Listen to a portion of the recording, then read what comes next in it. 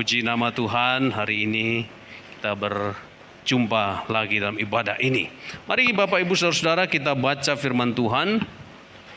Matius pasal yang ke-21 ayat 23. Ini sesuai dengan almanak gereja kita ya.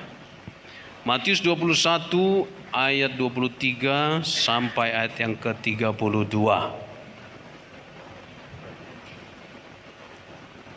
Sudah dapat Bapak Ibu? Kalau belum ada di layar kita ya. Kita baca secara bergantian. Pertanyaan mengenai kuasa Yesus. Lalu Yesus masuk ke bait Allah, dan ketika ia mendengar di situ dan ketika ia mengajar di situ, datanglah imam-imam kepala serta tua-tua bangsa Yahudi kepadanya dan bertanya, dengan kuasa manakah engkau melakukan hal-hal itu? Dan siapakah yang memberikan kuasa itu kepadamu?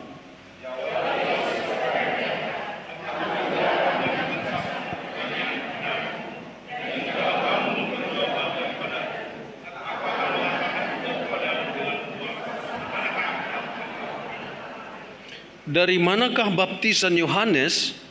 Dari sorga atau dari manusia? Mereka memperbincangkannya di antara mereka dan berkata, jikalau kita katakan dari sorga, ia akan berkata kepada kita, kalau begitu mengapakah kamu tidak percaya kepadanya?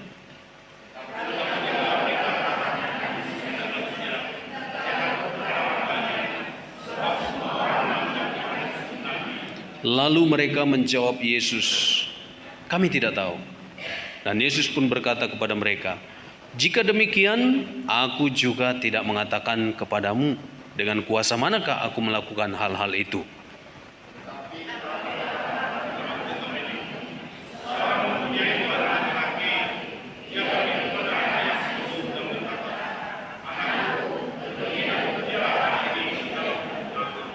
Jawab anak itu, baik Bapa, tetapi ia tidak pergi.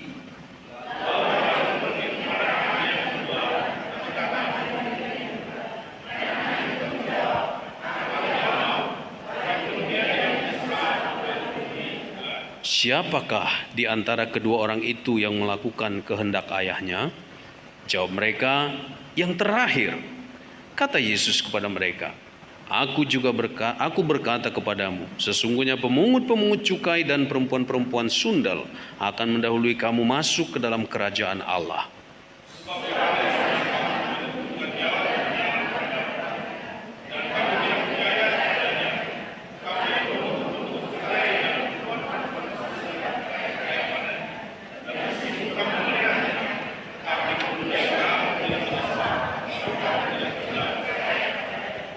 Amin. Ibu saudara, sering kita mendengar para pengkhotbah menyerukan ada amin gitu ya. Kan gitu. Lalu kita jawab amin. Ada amin. Amin gitu. Ada amin. Lagi ke toilet, Pak.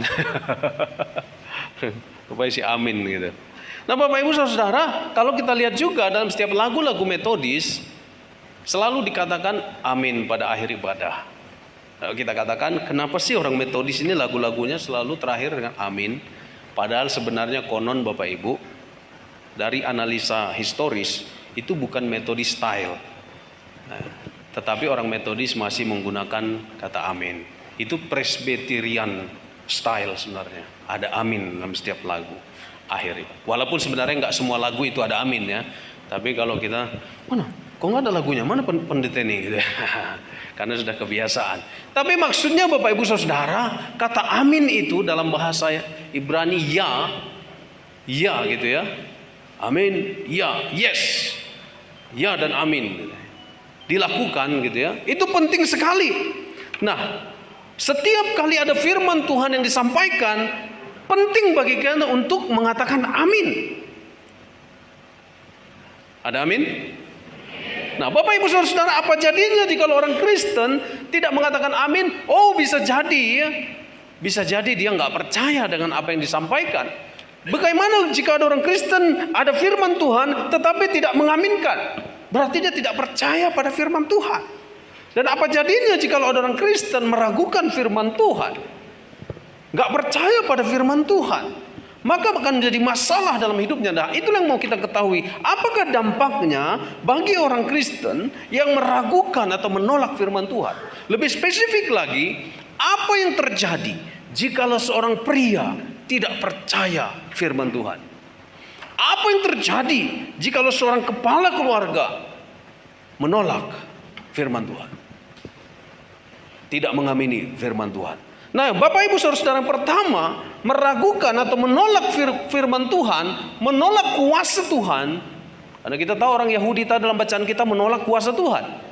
Mereka melihat Yesus melakukan demonstrasi kuasa, orang lain disembuhkan, orang lain dilawat, orang lain yang buta melihat, yang bisu bicara, yang lumpuh berjalan, bahkan yang orang mati bisa hidup kembali. Oh, mereka bilang ini kuasa dari mana ini? Hebat sekali. Kita punya seragam, kita punya wibawa, kita punya jabatan, kita punya status, tapi kita belum pernah melakukan hal demikian.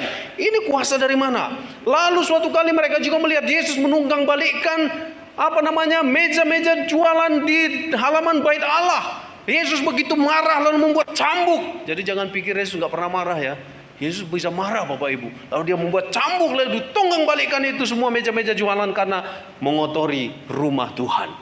Lalu orang Yahudi, kalau di sini disebutkan para tua-tua dan juga imam-imam kepala, mungkin disitulah para DS, mungkin disitulah pendeta senior, mungkin disitu ada juga bishop gitu ya.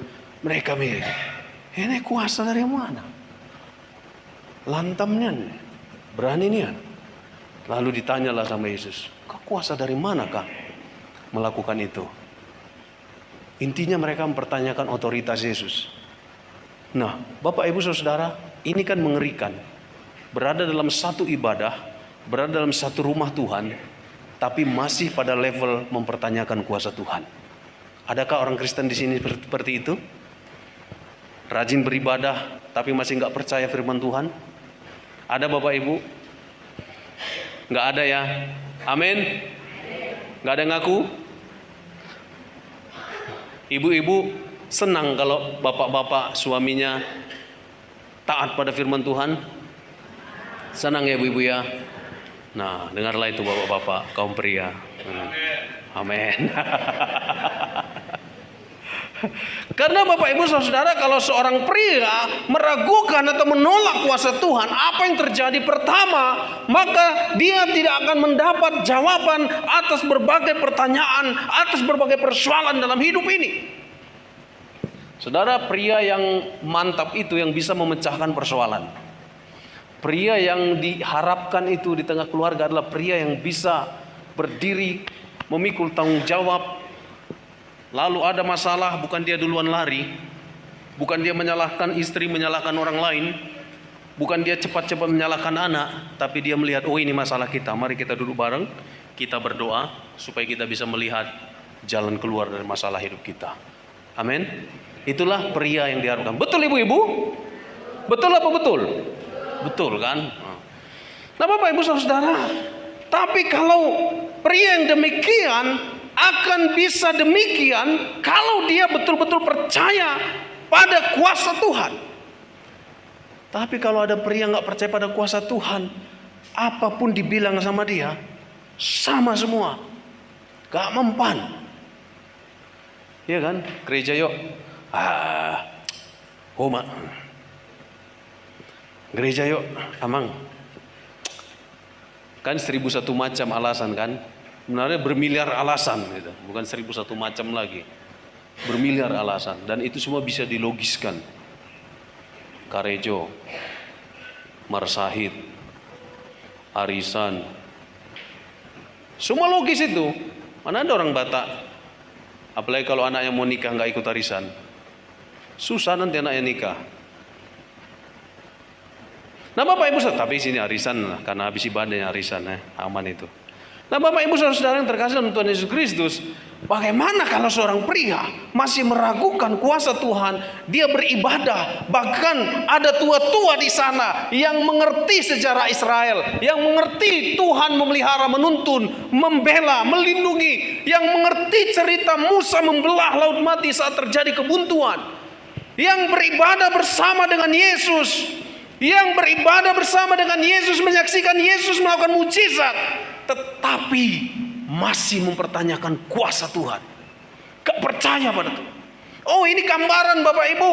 Jangan pikir kalau sudah majelis sudah mantap rohaninya. Harapannya begitu, amin. Jangan berarti kalau sudah diangkat jadi pengurus sudah mantap rohaninya. Betul, keinginan kita idealnya begitu. Jangan pikir kalau usia semakin tinggi kerohanian semakin tinggi. Jangan pikir masih muda kerohanian berarti masih tempe. Samuel masih kecil, tapi Samuel melihat, mendengar suara Tuhan. Anak-anak Imam Eli sudah melayani di rumah Allah, tapi mereka tidak mendengar suara Tuhan. Karena mereka tidak hidup berkenan di mata Tuhan. Bapak Ibu Saudara, pria yang bagaimana yang diharapkan? Pria yang mengandalkan Tuhan, yang percaya pada kuasa Tuhan. Bapak Ibu, kalau kita lihat, kita data pergumulan persoalan hidup ini, apalah daya kita? Kalau kita laki-laki pria duluan ketakutan, kalau kita tidak pikul tanggung jawab, kalau kita meragukan kuasa Tuhan, apa jadinya keluarga kita? Apa jadinya anak-anak kita? Apa jadinya masa depan kita? Ini karena kebetulan minggu P2MI. Nanti pada kedua enggak ini khotbah saya walaupun nasnya sama. Nah, Bapak Ibu Saudara, semua kita mengharapkan pria yang kuat, betul? Ibu-ibu mendambakan pria kuat, amin. Anak-anak mendambakan pria hebat, amin. Ada videoku, mana Pak Dean? Bikin dulu Mi. Ini lagi-lagi. Penggoda itu banyak. Salah satunya ini. Si Noni. Kuat iman Bapak ya.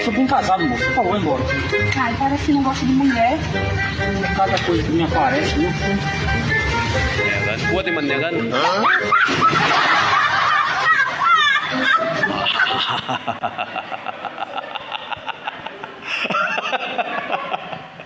Apa respon kita atas kisah ini?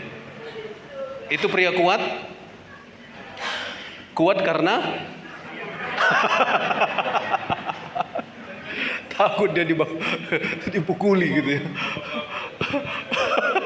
Nah, positifnya wanita itu penolong. Ibu-ibu jangan biarkan suaminya digoda. Anak-anak, anak muda jangan biarkan bapak kita. Oh, jangan pikir kalau sudah umur 50, 60, mana ada kesana lagi pikirannya. Oh, jangan salah. Tetap rawan Bapak Ibu. Harus dijaga, amin. Diselamatkan, jangan nanti udah jatuh baru kita nangis-nangis gitu. Ya. Pria kuat bukan karena penolongnya saja yang hebat. Pria kuat bukan karena takut dipukul kayu. Pria kuat yang diharapkan adalah pria yang memiliki landasan firman Tuhan yang kokoh. Ada amin? Jangan ragukan kuasa Tuhan Bapak-bapak. Kita kaum pria ini suka ngandalin logika. Boleh. Tapi jangan lupa logika rohani. Logika kita jauh di bawah ini. Andalkanlah kuasa Tuhan. Hari ini kita sakit, gak mungkin sembuh Pak Pendeta. Kita sudah bilang gak mungkin, maka jadilah seperti yang kita katakan. Tapi katakanlah, aku akan sembuh dalam nama Yesus. Katakan berulang-ulang. Itu akan menolong kita. Kalaupun tidak sembuh, itu perkara Tuhan, bukan perkara kita. Nah Bapak Ibu Saudara, bagaimana jika seorang meragukan atau menolak kuasa Tuhan? Maka yang kedua, dia tidak akan pernah mengalami dan tidak akan pernah merasakan kuasa Tuhan. Bayangkan, pria-pria itu berdiri di rumah Tuhan. Pria-pria itu beribadah, memimpin ibadah. Di sana ada imam-imam kepala. Di sana ada tua-tua yang selalu tampil di depan untuk perkara-perkara rohani. Tetapi mereka meragukan kuasa Tuhan. Akibatnya Bapak Ibu, mereka melihat di sana mukjizat. Mereka melihat Yesus di mana mukjizat terjadi. Dan Alkitab bercerita di Galilea adalah tempat yang paling banyak Yesus melakukan mukjizat. Galilea, termasuk Galilea air batu. Amin. Termasuk di Iktus juga pasir putih. Termasuk di Immanuel. Termasuk di Kenten juga Mang. Aman Mang. Saya nggak diskriminasi. Tapi Alkitab menyaksikan Yesus banyak sekali melakukan mujizat di Galilea. Orang kerasukan setan di rumah ibadah sembuh. Orang lumpuh berjalan, sakit, buta melihat, sembuh. Tetapi pria-pria rohani yang berjubah rohani itu, yang piara jenggot panjang itu, mereka hanya melihat. Oh, si anu disembuhkan, data, siapa namanya? Oh, itu kan orang buta sejak lahir, data, siapa namanya? Oh, itu yang di kolam Bethesda itu, Bethesda Sugiwaras itu. Ya, dia disembuhkan. Nama-nama gereja kan nama Alkitab semua gitu, rohani semua. Lalu data, oh itu sudah 40 tahun nggak sembuh-sembuh, tapi sembuh, data. Mereka hanya mendata, mereka hanya lihat Yesus melayani, tapi mereka melihat Yesus melakukan mukjizat, tapi mereka tidak pernah mengalami mukjizat. Sedih sekali. Apakah itu yang kita harapkan? Bereng mamang, sudah mantap keluarga orang itu, diberkati keluarga orang itu. Kalau keluarga orang itu diberkati, kau mau ke sana, pergilah ke sana. Nah, gitu pula jawab. Refleksi maksudnya. Kalau orang lain diberkati, kan ada lagunya. Tak tersembunyi kuasa Allah, kalau yang lain ditolong. Lanjut. Nah, itu. Pak, si anu sudah diberkati loh. Ojo dibanding-banding ke. Kalau kau mau kesana kau. Susah kita. Betul juga di satu sisi. Tetapi kan refleksi maksudnya. Bagaimana dengan kita? Apakah kita terus begini? Ayo Pak, lebih andalkan kuasa Tuhan. Ibu-ibu juga dorong suaminya, bapak anak-anak dorong bapaknya. Ayo Pak, tampil, ulang Holland Tulapo. Sorry ya. Jangan hanya santai-santai. Ayo kita sungguh-sungguh andalkan kuasa Tuhan, supaya ketika orang lain dilawat Tuhan, kita juga dilawat. Keluarga lain disembuhkan, keluarga kita disembuhkan. Itu Bapak Ibu yang pria yang diharapkan. Bukan pria hebat, bukan. Tapi pria yang mengandalkan kuasa kehebatan Tuhan. Amin. Nah, Bapak Ibu Saudara, kalau kita saja ragu-ragu, pria nggak percaya kuasa Tuhan, ragu-ragu. Bayangkan saya naik motor, di depan saya ibu-ibu. Apa yang saya lakukan kalau di depan saya ibu-ibu? Sorry ya, nggak semua ibu-ibu gitu. Saya sudah doktrin di benak saya, dan saya kira di benak kaum pria semua rata-rata. Kalau di depan kita ibu-ibu berkendaraan, saya berkendaraan, maka pesan tak tertulis cepat jauh dari situ. Atau kita menemui banyak masalah. Karena ibu-ibu ratingnya ke kanan, beloknya ke kiri. Tiba-tiba rem suka hatinya. Enggak semua ibu-ibu, bapak-bapak juga ada begitu. Kalau anak SMP juga begitu. Saya kumpulkan data Bapak Ibu. Sharing-sharing di P2MI juga gitu. Jadi kan, kalau saya, aku kata Pak Silaban, kalau ada itulah, ada anak SMA depanku atau ibu-ibu, langsung kudahuluilah daripada cari penyakit. Kenapa Bapak Ibu? Karena ragu-ragu. Nyebrang nggak ya? Saya makanya kalau di depan saya tuh, kan sekarang jalanan kita sulit Bapak Ibu.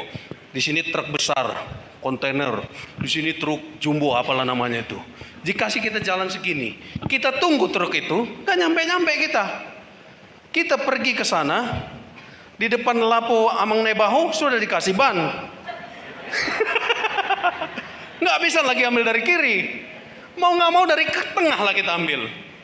Tengah ini, kalau kita ragu-ragu, kita akan jatuh. Jalanan ada tidak rata, truk itu kadang mau masuk kita udah diklakson besar suaranya, tot gitu kan, kaget kita. Itu kalau kita nggak siap mental, kesenggol kanan atau kesenggol kiri, jatuh. Maka kalau ada di depan saya, masuk enggak, saya klakson dari belakang, tin. Saya bilang sama dia, Dek, kalau ragu-ragu, jangan ya, di belakang truk aja. Jalur tengah itu untuk jalur orang yang punya rasa percaya diri. Keyakinan. Percaya diri yang dibangun berdasarkan keyakinan. Aku tidak akan melenceng ke kanan ke kiri. Meskipun ada gundukan, aku akan lurus. Karena kalau nyenggol kanan kiri, maut. Bapak Ibu Saudara, ini ilustrasi sederhana. Seorang pria kalau penuh keraguan-raguan, maka bagaimana orang di belakangnya? Kalau saya berkendaraan di jalanan kita yang menyeramkan ini, ragu saya masuk enggak. Di belakang saya apa yang terjadi? Mereka jengkel, mereka umpat saya, kurang asam nih, sorry ya, kurang asam nih, sok-sok berani. Makan mungkin bahasa yang lebih jengkel lagi. Sok-sokan ini, atau macam-macam lah, nggak enak diucapkan gitu ya. Jadi keraguan-raguan pria akan berdampak kepada orang lain yang dipimpinnya. Anaknya kah, istrinya kah, atau keluarganya kah. Itu makanya jangan ragu pada kuasa Tuhan. Supaya orang di belakang kita juga yakin penuh pada kuasa Tuhan. Amin. Tepuk tangan untuk Tuhan Yesus. Bapak Ibu Saudara, yang ketiga, bagaimana kalau seorang pria meragukan kuasa Tuhan? Maka seorang pria itu tidak akan mampu melakukan kuasa Tuhan. Tidak akan mampu menaati perintah Tuhan. Kalau kita ragu pada kuasa Tuhan, bagaimanakah kita yakin lalu menaati firman Tuhan? Enggak akan bisa. Itulah contoh yang dicontohkan tadi. Ada 2 orang anak. Ada nomor 1, ada nomor 2. Yang nomor 1 ini baik, saleh. Lalu dibilang, nak pergi kau ke sana ya, belikan dulu apa? Ajinomoto. Lalu si anak ini bilang, siap bapak. Pergi dia, nggak pergi. Tetapi yang kedua disuruh, pergi kau karena abangmu nggak datang-datang, pergilah belikan dulu. Malas sekali aku, capek aku aja karena aku anak paling kecil gitu ya. Tapi setelah itu dia mikir, oh iya masa bapak aku yang pergi, parah kali lah aku itu pun nggak bisa kulakukan. Ya udahlah, nyesal dia kan, pergi dia. Ini adalah gambaran ketaatan orang yang mengandalkan kuasa Tuhan, percaya pada kuasa Tuhan atau enggak. Boleh jadi anak pertama tadi terkenal baik dan jawabannya jawaban yang baik. Dia berkata, iya bapak, olo bapak, iya Romo. Itu dalam bahasa sederhana, amin. Kan itu. Ada amin, amin. Tetapi keluar dari pintu, enggak dilakukan. Dan lupa. Tetapi ada orang lain yang baru mengenal Kristus. Dia dengar khotbah, aduh memang aku berdosa kali ini. Ya udahlah, disuruh dia, diutus dialah lakukan, dia taat. Intinya, pria atau umat yang menerima, meyakini kuasa Tuhan, itu akan menolong dia untuk mampu melakukan perintah Tuhan. Karena kalau kita tidak yakin pada kuasa Tuhan, apapun perintah Tuhan dalam Alkitab ini tidak akan pernah mampu kita jalankan. Kita akan ngeles, kita akan berlogika. Itu kan si Paulus, dia kan rasul. Itu kan si Petrus. Tuhan taunya aku orang lemah, orang berdosa. Awak, itu kan Petrus, awak si tapusnya katanya. Nah Bapak Ibu Saudara-saudara, itu kalau orang meragukan kuasa Tuhan, apa yang bisa kita lakukan? Disuruh berdoa sekian lama, jadi pria, jadi kepala keluarga. Ya, waktu muda nantilah kalau udah tua, udah kepala keluarga, nantilah kalau udah jadi opung. Terus lalap, nggak bisa berdoa. Nah, karena apa? Nggak percaya pada kuasa Tuhan.